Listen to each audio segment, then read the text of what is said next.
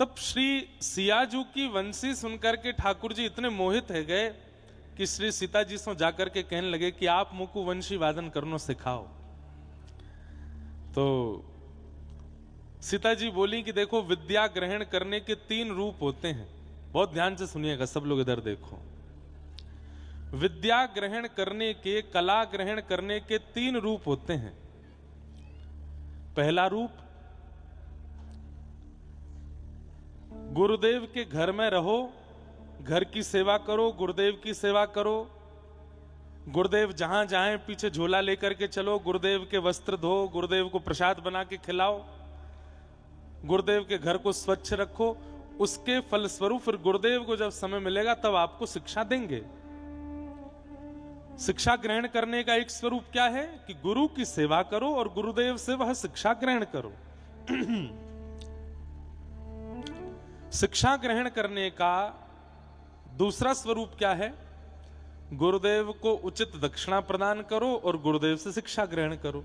जो आजकल होती है, पैसे दो, दक्षिणा दो, फीस भरो, पढ़ाई करो। आजकल तो यूनिवर्सिटी, कॉलेज, स्कूल, ट्यूशन में ऐसा भी होता है, जो बच्चा समय से पैसे नहीं देता तो टीचर मना कर देते हैं, हम तुमको नहीं पढ़ाएंगे, पैसे नहीं दे रहे हो। तो शिक्षा अध्ययन करने के, शिक्षा ग्रहण करने के 3 स्वरूपों में पहला है सेवा करो, शिक्षा ग्रहण करो। दूसरा है दक्षिणा दो, शिक्षा ग्रहण करो। और तीसरा है तुम्हें जो शिक्षा आती है, तुम्हें जो गुण आता है वो तुम सिखाओ और उनको जो गुण आता है वो उनसे सीख लो। समझ में आई बात? हमों पे ब्रजभाषा आवे, आप पे अंग्रेजी आवे, तो हम दोनों में शर्त भाई कि तुम मुझको अंग्रेजी सिखाओ, मैं तुमको ब्रजभाषा सिखाऊंगा। ये भी एक शिक्षा का आदान प्रदान है। तो श्री सीता जी राघव जी से बोली कि आप एक काम कीजिए। बोले क्या? अगर आप वंशी वादन सीखना चाहते हैं तो हमें वीणा सिखाइए, हम आपको वंशी सिखाएंगे।